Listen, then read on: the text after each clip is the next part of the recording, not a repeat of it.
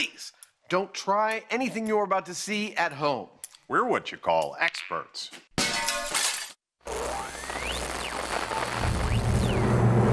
They say home is where the heart is.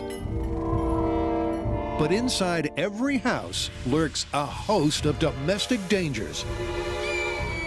So could your home actually be where the hurt is? The Mythbusters are finding out. Oh, Mythbusters' job is never done. From exploding vacuum cleaners I spilled the whole thing, oh no. to sunscreen that could scorch your skin, Can't get sunburnt. Hey, we caught him on fire. There, he's on fire. to pianos dropping out of the sky, Off the roof, off the other roof, nothing but concrete. and finally to water heaters that might extinguish fires. Oh, crap! Boom! Wow. The Mythbusters are on the case with a horde of household disasters. Come on, water heater. Who are the Mythbusters? Adam Savage. This is science in action. And Jamie Heineman. We're going to have an adventure. Between them, more than 30 years of special effects experience. Together with Carrie Byron, Let's do it. Brent Imahara, and Tori Belleci. Let's chop this car up. They don't just tell the myths, Oh, yeah. they put them to the test.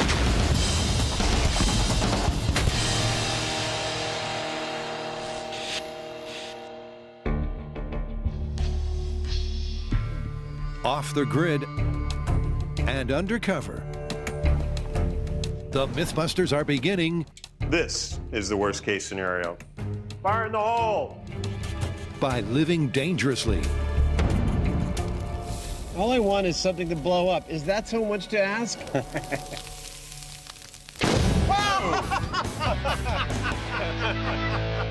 High five! Nicely done. Good work, everyone. So they've started with a bang. But how about we start at the beginning? Well, today what we have is a whole episode devoted to myths about household disasters. And the first one is a doozy, the myth that sunscreen can make you vulnerable to bursting into flames. Spontaneous human combustion. I'm all for it. Great, let's go. There's a myth out there that says that certain types of sunscreen may protect you from burning, but they can also, at the same time, set you on fire. And so with that in mind, we've come out to one of our favorite places in the Bay Area that we can legally and safely set things on fire. Yep, inside this fireproof concrete bunker, Nice. the guys will attempt to light up some lotion. Is that your fire suit? It is indeed. Good. Well, if you put that on, we'll find out which one of these is flammable. All right. With Adam suited, first up are the traditional creams. Just squirt those into the flame. In possibly the most basic test ever on Mythbusters. All right, here goes nothing. 3, 2, 1. Not flammable. Nope. All right, number 2. Also not flammable. Nope. So why didn't the creams burn? Well, the creams are made up of chemicals and minerals, but they're primarily an oil-based product, and just like the oil in your salad dressing, it's pretty hard to get it to burst into flames. Not flammable. But we're just getting started. Now it's time to move on to the sprays. Oh! All right, that's one for further study. Wow! Clearly, this is one you shouldn't try at home. Because the sprays are adding fuel to the fire. Wow! Dude, these sprays are scary. And it's all down to the propellant. So what are those propellants you'll find in an average can of spray sunscreen? Primarily butane and propane. Butane you'll know as the stuff that's in your lighter, and propane is the stuff you cook your burgers on. They're used primarily because they're self-pressurizing. They allow the manufacturer to make something that sprays without having to put a highly pressurized gas in this canister. They're not meant to be flammable, not for this product anyway. The butane is fanning the flames of the myth. All right.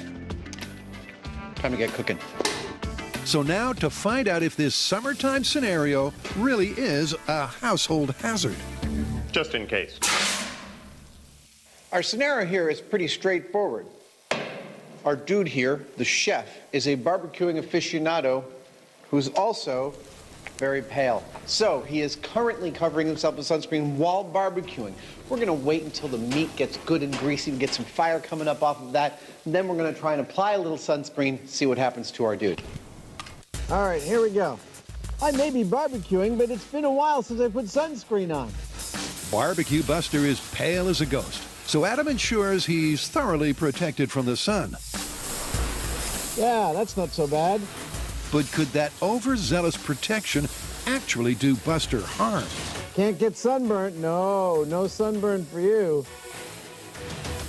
Oh, oh, oh.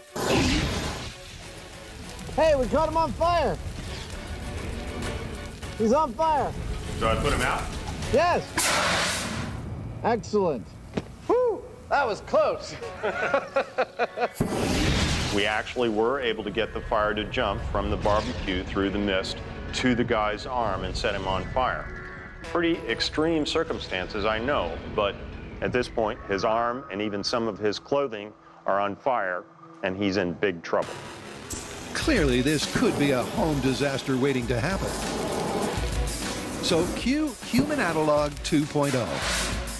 Ready for your 15 minutes of fame, little piggy?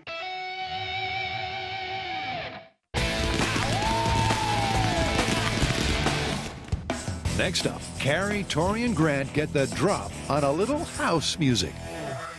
Are you guys ready for a super slapstick cartoon-style house hazards myth? Yeah. Okay, let's hear it. All right, so you know when a piano is dangling above a house dangerously, whenever it drops, it crashes all the way through. Yeah, and it leaves a perfect hole in the roof and every floor it goes through. Well, that's what we're testing. Is that how it really happens? Well, it sounds like we're gonna need to drop a piano on someone's house. Now, I don't know anyone who's gonna let us do that. What if we find a house that's already slated for demolition? Oh, that's a great idea. And you know, we should also test different types of pianos. This is gonna be crazy. So weird. So to test this disastrous domestic drop, they found the perfect crib to crash a piano through. Well, this place is creepy. Now, to test this, we had to find a house, and by some miracle, somebody has given us a house to crash a piano through. What is this place? Now, before you freak out, oh, it's a house from the 1800s. This is ridden with rat poop. This is slated for teardown. This is going to be demolished anyway. We're just gonna give it a head start. So this is the piano that we're gonna be dropping on our roof. It weighs 700 pounds. We're gonna take it up 50 feet above the roof and drop it. Now it's gonna be traveling at 38 miles an hour, and it's gonna hit the rooftop with 12,000 pounds of force. And this is our roof. We'll be dropping the piano right on the bullseye. Now, at that target point, a roof of this design is capable of supporting a static load of approximately 2,200 pounds. Let me show you what it looks like inside. And we've specifically chosen the target point to be between the roof joists so it has the best possibility of punching through. But that's not all. In order for this myth to be confirmed, it has to punch through the floor too. Now, this floor is capable of supporting a static load of 4,200 pounds. And if you do all the math, that means we just might see a hole in the roof and a hole in the floor.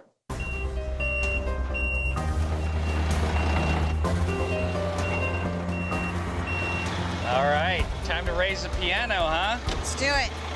Got the straps? Now, to get our piano airborne, this is our crane. It should easily be able to dangle that piano 50 feet above the rooftop. All right, take a long look at this piano. This is the last time it's gonna look this good. I think that the piano is going to break into pieces. The idea that it would keep going and go through the floor as well, it feels a little ludicrous to me. I think that we're going to get just through the roof, and that's it. Carrie's instincts say no, but with a 700-pound piano dropping from 50 feet and striking the roof with a force of 12,000 pounds, it's going to be hard hitting. All right, who votes confirmed? I think so. I think we're gonna put a nice sunroof right in the middle of that house there. No way. I think it's gonna dent and then fall off. I think it's going to start to put a hole into it, crush into a million pieces, but still not go through the floor. I know one thing, it's gonna be awesome. Okay, here we go. This is upright piano at 50 feet, drop through a house in 3, 2, 1. Oh. Off the roof, off the other roof. Nothing but concrete. Wow, listen to that bounce. It's still playing. It's still going, but that's the music of, yeah, I think I know this tune. Busted. It seems the upright piano was too low-key. Despite the force of the fall, it wasn't enough to carry the tune. But is there more to this myth? I think we're gonna need a bigger piano. Yep. Wow, look at that. We splintered the beams. I think what happened was there was so much flex in the roof that we weren't able to punch through. So now I think we need a bigger piano.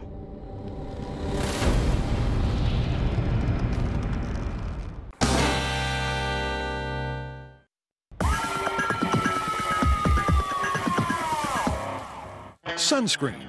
It's meant to keep you from burning. But could it actually give you a very painful kind of tan?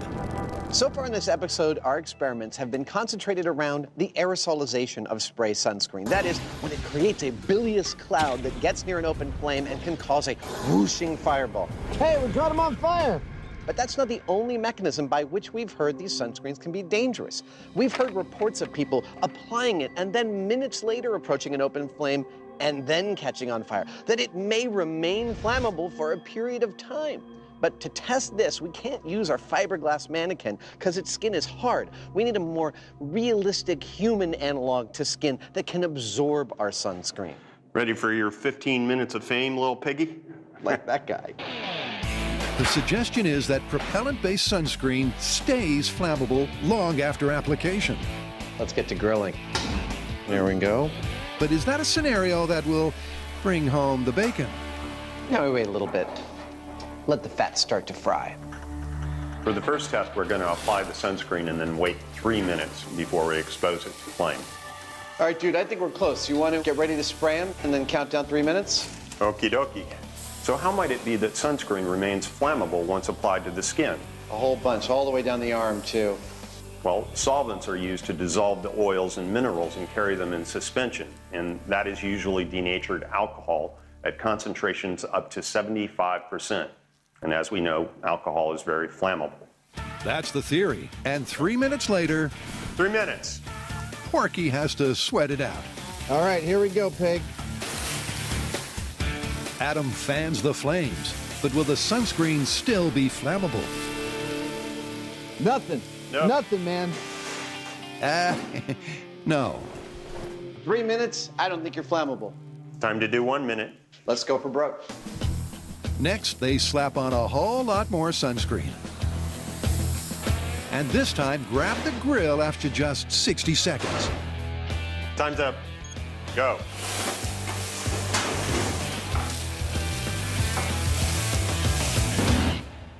Ah, 1 minute, nothing. Nope.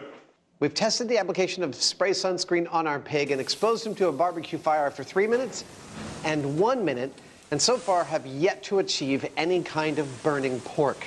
Now we're going to do it nearly instantaneously. We're going to apply the sunscreen to our pig, wait about 5 seconds for the bilious cloud to disperse, and then bring in the barbecue flames. Here we go. Okay.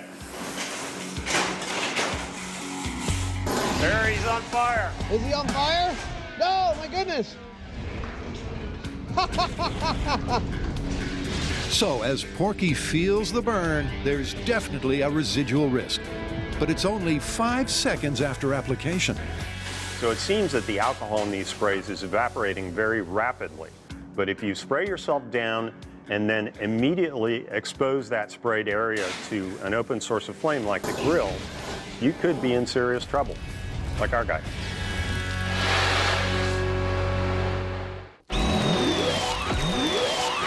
Before they tickle the ivories once again, first, a different domestic disaster.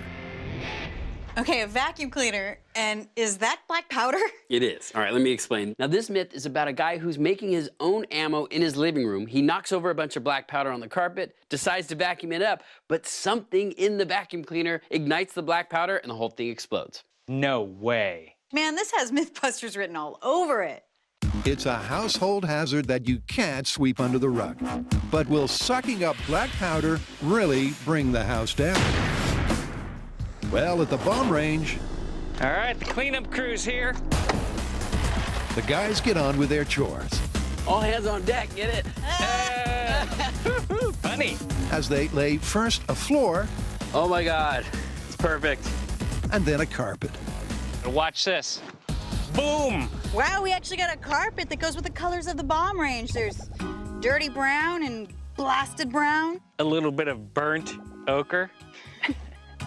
So now to bring in the vacuums. But how could something built to suck ignite the black powder? Well, number one, you have an electric motor that's generating heat. Number two, you have rotating parts moving at high speed. You could form static electricity, and a static discharge could set it off. And finally, there could be an electrical problem inside of the vacuum, causing a large amount of heat to be generated in a small area. And because of that unholy trinity, Oh, Mythbusters' job is never done. the team is opting for some hands-free hoovering. So this is how it's gonna go down. We are gonna be vacuuming up a pound of black powder. That's a lot of black powder. The vacuum cleaner could potentially explode. So we'll be operating it remotely with my vacuuming robot. If you are not satisfied with the robot vacuum machine, your money is 100%, 90%, it's about 50% guaranteed. With the robot firing on its one and only cylinder, Like one of those furniture testers. Grant adds the final ingredient, Oh, I spilled some more. Oh, no. I spilled the whole thing. Oh, no. This feels like the beginning of the best infomercial for a vacuum ever. Okay, this is black powder vacuum. In 3, 2, 1. All right, engaging robo-maid. All right, let's let it run for a minute and see what happens. slowly but surely, Robomaid runs the vacuum over the powder. Yeah, she moves real slow, but she does a great job. But after a minute, although the vacuum is sucking, it's not blowing up. Didn't blow up. Okay, let's switch out the vacuum. So with a squadron of suckers standing by, We do windows too. next they try the uprights, All right, I think we can call it. then the canisters, 12-amp canister vacuum. 3, 2, 1. then the high and the low amperages. Well, so far it's sucking. Oh, you're right, it is sucking. But after all that vacuuming, they're still 0 for 7 on explosions. Nothing we have done has caused this black powder to ignite. Boom! Nope. Plus, we're on top of a carpet. There's tons of static electricity, and it's 100 degrees out here. And we've still not seen a vacuum cleaner blow up. This one's looking busted. Maybe, but Bright Spark Grant still has one more trick to try. Now, if I cut most, but not all these wires, the same amount of current has to go through that smaller number of wires, which means it's got a higher resistance, it's gonna start to heat up. And that heat is what I'm banking on is gonna be the ignition source. Okay, that got really hot, so I think we're ready. A faulty vacuum cleaner is not an unlikely scenario. The question is, will this get them a boom? Okay, commence vacuuming in 3, 2, 1. Go robo vacuum. I see vacuuming going on, but I don't see any exploding happening. Nope. Come on! Bummer.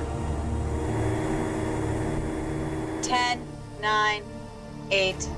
After over 5 minutes, even faulty wiring can't cause a cleaning catastrophe. Disappointed one. All right. This myth is totally busted. I'm standing in a virtual vacuum cleaner graveyard. We tried every vacuum cleaner we could find. We used a substantial amount of black powder and no boom. Busted. But we're gonna end this the way Mythbusters like to end an experiment, with a big blast.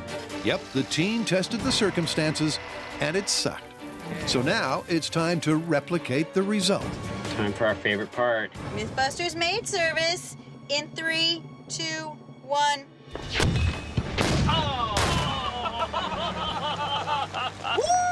Now that is an exploding vacuum cleaner.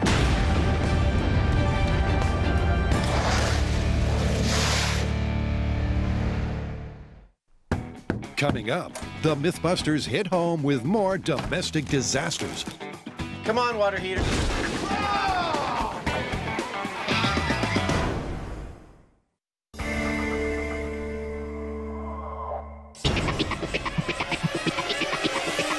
So, all episode long, we've been testing things that go horribly wrong in the house.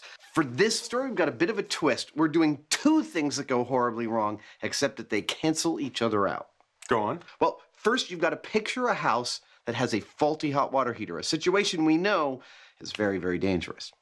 At the same time as the water heater is about to blow, a fire starts. Then in some crazy coincidence, just as the fire is reaching its peak, the water heater explodes and bang, no more fire.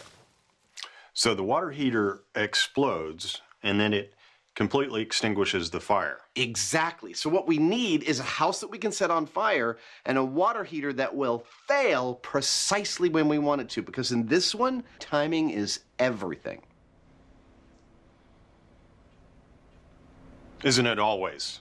Yes, it is. So they'll fight fire with steam later, because first up, they need a water heater that will explode on cue. We've done a lot of stories in this location. Yes, we have. And for the main ingredient, they'll need that malfunctioning water heater. Nice. These are the heating elements that go in these water heaters, and they typically have two of them for a larger one like this. This is the heating element that they come with, which is 4,500 watts. This is what we're putting in, which is 5,500 watts. They'll both do the same job, but this one will do it a little quicker. And for the firefighting contents, they've got to improvise.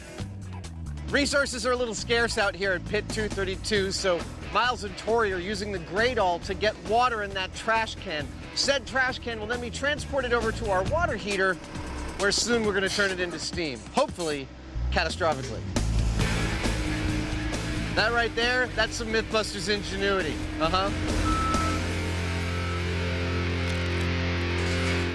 Straight from the lake into the tank. For the next step, Jamie is bringing in some air support. But where does that fit with this overheated water heater? Now, if you're familiar with our show, you know that this is not our first water heater explosion. Favorite things to blow up, right here.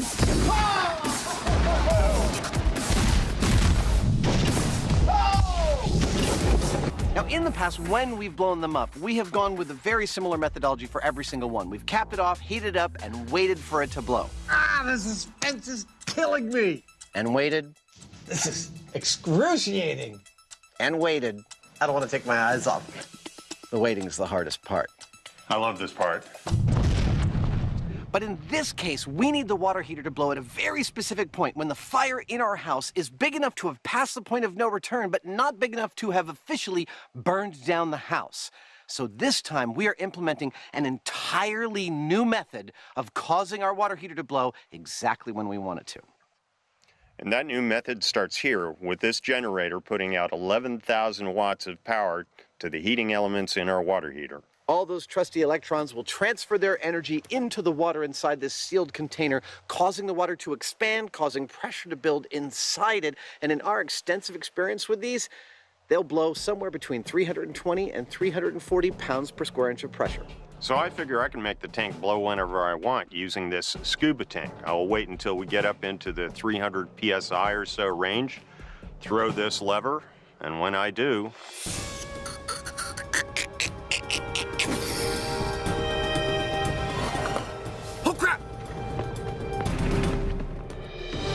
So when the tank reaches 300 PSI, power on. Now we wait. a little extra burst will push it past its threshold, and boom! Well, that's the theory. So first, a proof of concept test. And as they wait, Adam's got some explaining to do. Oh, you want to know why I'm wearing a cast on my hand? Sure, of course you do. Well, when we first got to this location, before we even started shooting anything, we had to move around a bunch of things and pieces of equipment, and among them For our blast chamber section panels, these are 1.5 inches thick, they weigh 150 pounds apiece, and one of them fell on my hand, actually crushing my second metacarpal at the first knuckle of my index finger. Ow! It's that familiar water heater weight as the pressure inside the tank slowly builds. 49 PSI. We are 44 minutes into heating up our water heater. It's already at 50 PSI, which means its pressure is increasing at slightly greater than 1 PSI per minute. We expect to see that rate of increase get faster as it goes. Otherwise, we'll be here all day. What he said. As they close in on 300 PSI, it's all down to their rig, because if it can't trigger a boom, they won't be fighting fires anytime soon. We're at 226, folks. The anticipation is really exquisite at this point. 10 minutes later, it's time to give the heater its booster shot. It's go time. Here we go. All right, everybody, it's happening. I'll give a countdown. Jamie, you ready? I'm ready. All right. High pressure hot water heater explosion in 5, 4, 3, 2, 1, go.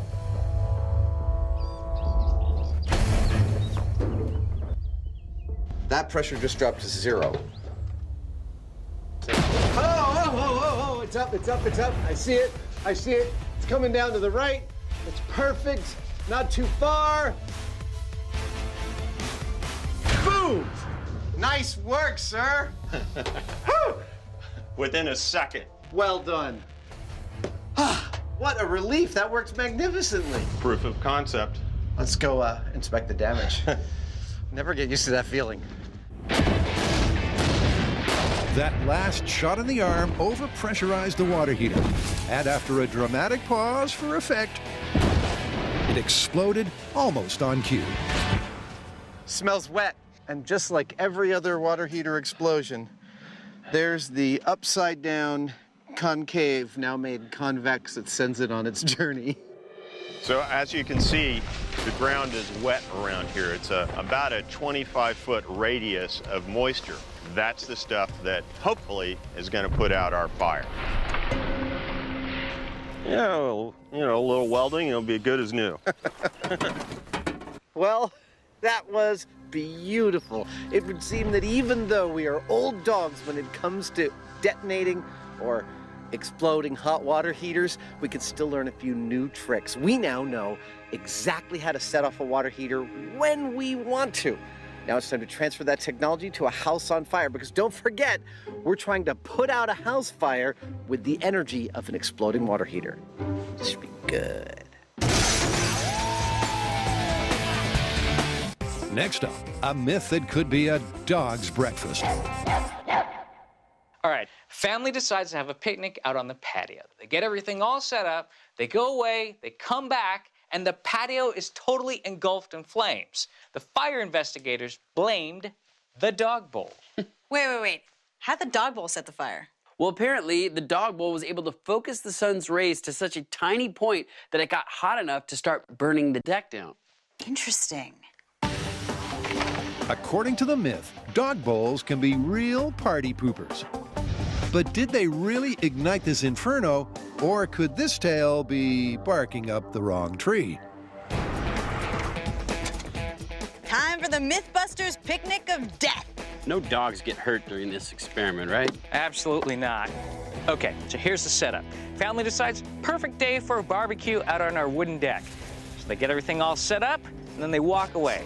Now we've created a highly flammable set, hoping for a blazing inferno. Now for that, we've put dog bowls, focusing the sunlight into small areas, hoping to take advantage of really low ignition temperatures, like 130 degrees Celsius for dried flowers, 150 degrees Celsius for decaying wood, 212 degrees for paper. Now, at the end of this experiment, if everything goes perfectly, we should just have a charred pile of nothing here. And to achieve that, they've got two kinds of dog bowls. The shiny, curved surface of the metal bowl reflects the sunlight into a super hot focal point, while the glass bowl acts like a giant magnifying glass, bending the light into focus. Ooh, that's a nice beam. In just a few seconds, the flowers There's a burn mark. It's burning. You guys, the flowers are burning. and the tablecloth start to smoke. Smell that burn. But the San Franciscan weather has other ideas. The wind is blowing, which is cooling off what we're trying to heat up. So we try to fix that by putting up a wind block, but that's not helping. Another problem we're having is the humidity in the air. Now, it happens to be 30% humidity today. That's not that low. So because of all that moisture in the dead tinder, it's absorbing a lot of the energy from the sun. So if we're expecting to see this area catch on fire, it's not going to happen today. Not unless they turn up the heat. But what do you use to create an artificial summer? One of these. It's a theatrical light we call a 20K. Puts out roughly 20,000 watts of power. But for our purposes, it's ideal because this tungsten filament puts out 80% of its energy in the form of infrared heat. And for us, that's gonna heat up our set and it's gonna reduce our humidity. You guys ready to turn up the heat? And action. Remember, they're still using the sun to create the focal points. Ooh, that's a good one. But the movie light is creating a hot set on a cold day. Ooh, it's hot in here. It's like Palm Springs weather. With the temperature on set peaking at 105 degrees, the focal points heat up fast. Temperature's clearly climbing in this picnic here. The metal dog bowls are making hot points. The glass dog bowls are making hot points. I think this thing's going up soon. Oh, we got a fire. Holy moly. The whole set's on fire. The set's on fire. After just 2 minutes baking under the sun, they have ignition. Try again. Not in my face. There we go. But despite Carrie's best efforts, the glass bowls are starting more fires than she can put out. Yeah, that's how you get a piñata. Fire! Here we go, fire people! Incredibly, after just 5 minutes, the glass bowls have lived up to their pyromaniac reputation.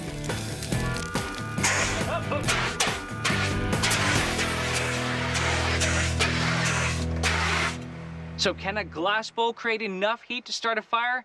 You bet it can. But we had to manipulate the circumstances. It's a very specific set of things have to come together. You have to have low humidity, high ambient temperature. The sun has to be in the right place in the sky. But if you have all these things, yes, you can get a fire. And this one's confirmed. Well, that was one heck of a family barbecue. I call that confirmed. Totally confirmed. Get the dogs. All right. Come on. I love dogs.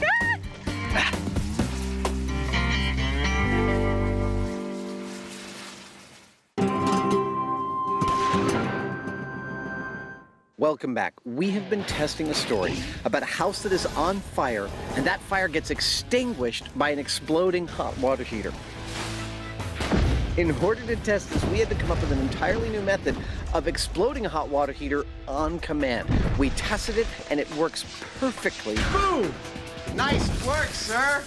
Now it's time to find out if that exploding hot water heater actually has fire extinguishing capabilities. Yep, and for that, they're going to need a house to set on fire. So this is our cozy little cottage. It's being built to code. It'll have all the modern amenities, has a lovely lakeside view. Ain't she pretty? Well, at least she is right now. And every lake house needs a fire extinguisher installed and filled to the brim. Gotta love a siphon. It's like magic. And now the dressing will commence. Oh, like a magician. The Mythbusters are replicating a lounge room scenario, complete with shag carpet. That is some fugly-ass carpet. Nice. Comfy couches, It's looking good. and plenty of combustible contents. Home sweet home. I find it interesting we're repeatedly making spaces that feel somewhat homey, but are only going to last for like 45 minutes before we burn them down. Or maybe put them out. We might put this fire out. They might, but to put it out, first they'll need to start it. All right, go ahead and fire it up. Nice. Shut it down. Oh, what is this? This is a little wastebasket fire starter that I built back in the shop yesterday. In order to replicate a real-world fire starting in a house, we are going to create a way to start a fire in a wastebasket. We need to set a fire exactly when we want to, and that means we're going to use our favorite ignition source, the 15,000-volt neon transformer. Now, if everything goes according to plan, pushing this button should start a fire in this bucket. 3, 2, 1.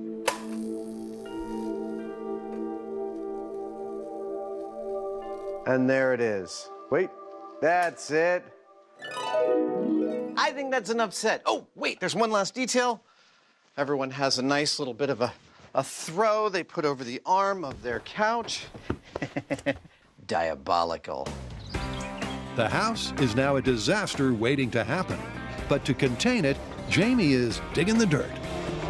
One of the problems with setting a house on fire is the question of what else you might set on fire if you do that.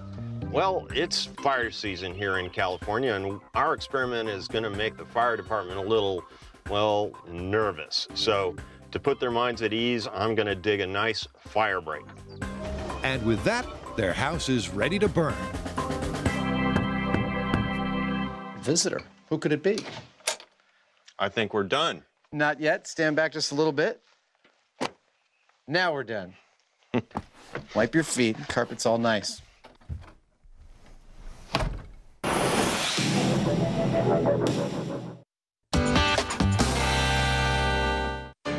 It's a silent movie classic that plays a devastating tune. But could this domestic disaster be fictional physics? Okay, so far we haven't had any luck punching through the roof with our upright piano, just like in the movies. But we're not giving up. We're going to upgrade to this baby grand piano. It has twice the weight of the upright and therefore twice the energy. We'll find a new part of the roof to drop it on because the one we just used is compromised, and we'll give it another shot. So will a grander piano weighing 1,400 pounds get the shingles to shatter? Though having a bigger piano gives us more kinetic energy, I'm thinking here that since it's spread out over a larger surface area, we're still gonna get a bounce. I don't think this one's going through. After seeing that last piano, I'm less optimistic. But this is Mythbusters. We gotta cover all our bases. We already had an upright piano, now gotta have one of these big boys.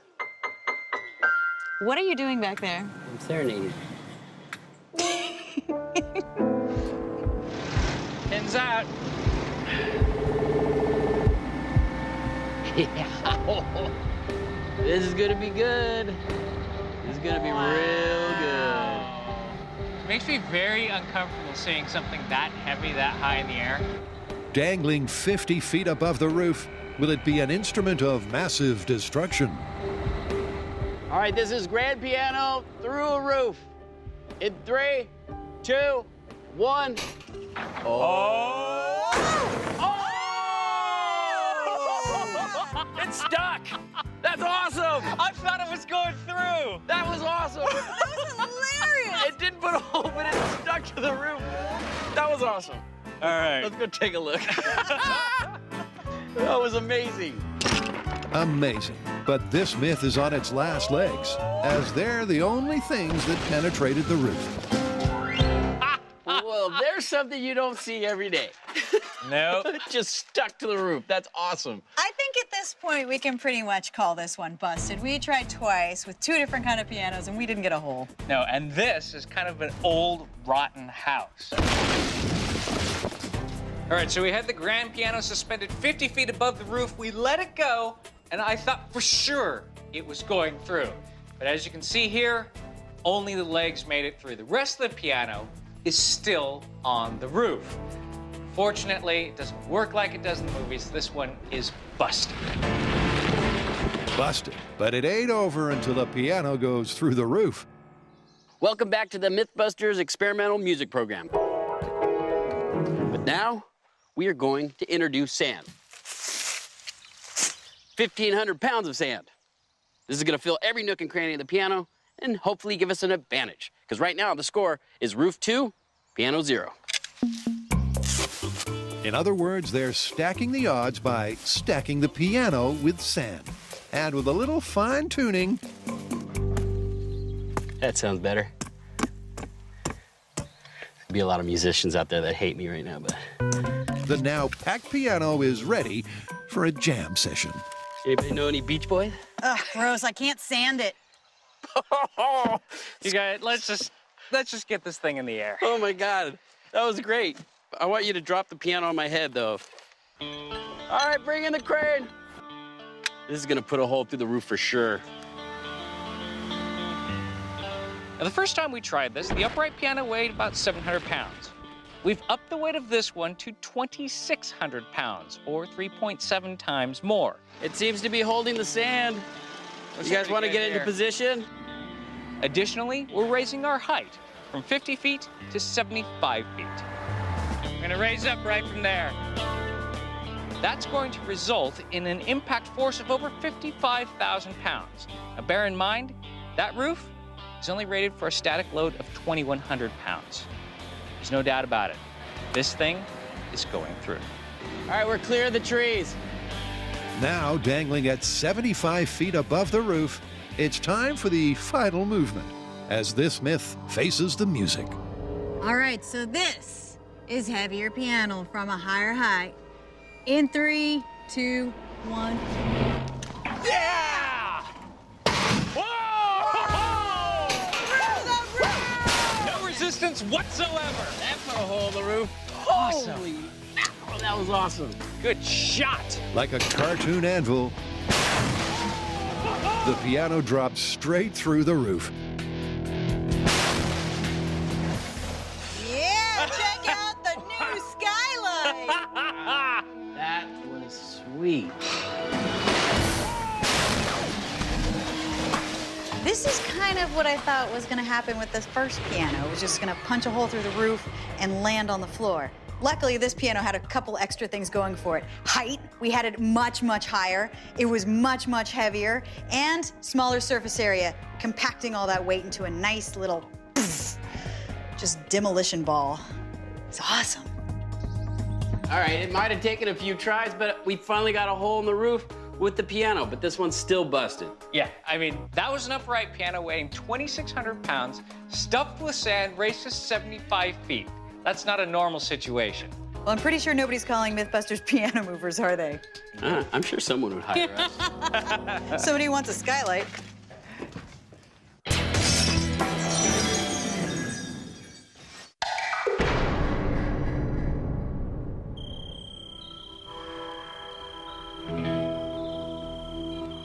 What am I doing up at the crack of dawn? I asked myself the same question this morning. But here's the thing. We are in Northern California gold country, and it is smack in the middle of prime fire season. The fire department has a real concern that when we set fire to our house and explode that hot water heater, that we could cause a wildfire. They have given us permission to do this experiment, but only at 8 or 9 in the morning. So we have shown up at the ungodly hour of 5 a.m. to get all of our ducks in a row so that at 8 a.m. we can push the button and set fire to this house and detonate this hot water heater and get done with this experiment. All without causing a fire, of course. Yep, and with the switch flicked And here we go. and the water heater heating, the sun rises and the emergency crews prepare for the worst-case scenario. We expect that the building may simply not be an interior structure anymore and be aware that that's a dangerous structure that could drop on anybody that goes in. I would recommend watching for large objects like that furniture that's traveling some distance. That's the worst thing that we can see that happens as far as putting fire out there. The sun is up. It's nice and early morning, and we are pretty much at go time. The hot water heater is pressured to 105 psi, which is within its safety rating, but that is time for us to all get under the safety of a bunker. I'm sitting at ground zero at the couch where my waste paper basket is properly fueled with some newspaper ready to set fire to the couch and the curtains. We're not much more than 10 minutes away, I must admit. I'm a little excited. The Mythbusters fall back to the bunker because soon that water heater is going to blow. We are at 200 psi.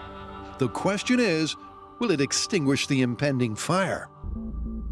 This is Command Central. We've got a view of the ignition point. We've got a view of the room where we expect the fire to occur.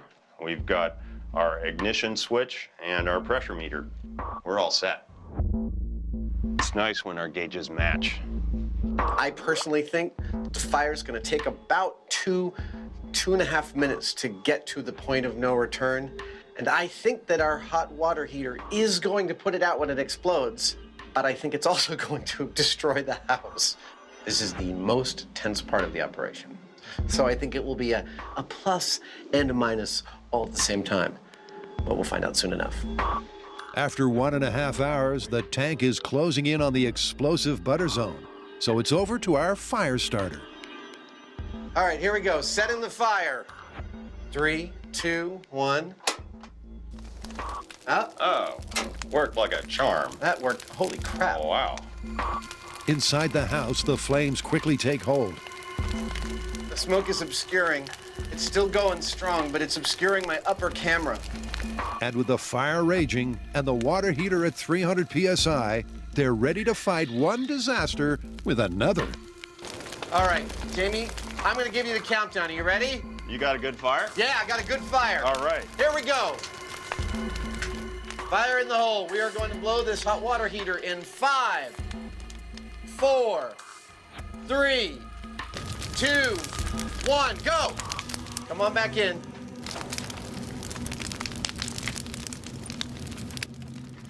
Come on, water heater. Oh!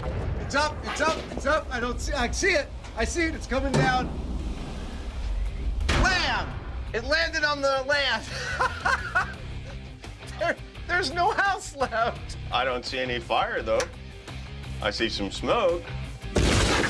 That was clearly a household disaster. And initially, it looks like the water heater extinguished the fire. However, once the dust settles, Looks like we still have a little bit of a fire. Doesn't look like the water heater helped out very much.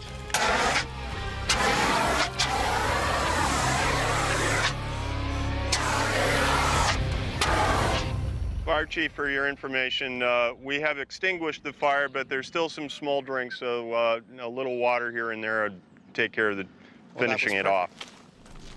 and as the fire crew put out the smoldering wreckage, This is why we can't have nice things. it's clear an exploding water heater is not a fire extinguisher. That could not have been more spectacular. We had one household disaster, a small fire started in a wastebasket, compounded by a second household disaster, an exploding hot water heater, that caused a third and ultimately fatal to the house disaster that is completely destroying the house. Remember, the whole point of this was to find out if one household disaster, the water heater, could countermand the other one, the fire. Not only didn't it, it also took the entire house out while it went. Fantastic result. Really, I can't make an okay sign with this hand. Yes! What amazes me is that there were no explosives involved here.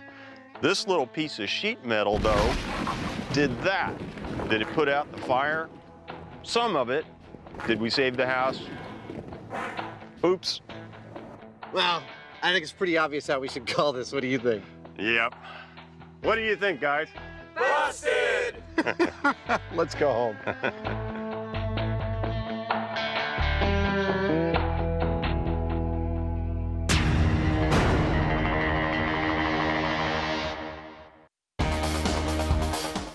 You can find selected series of this program on DVD at ABC Shops, Dimmicks and the SBS Shop online.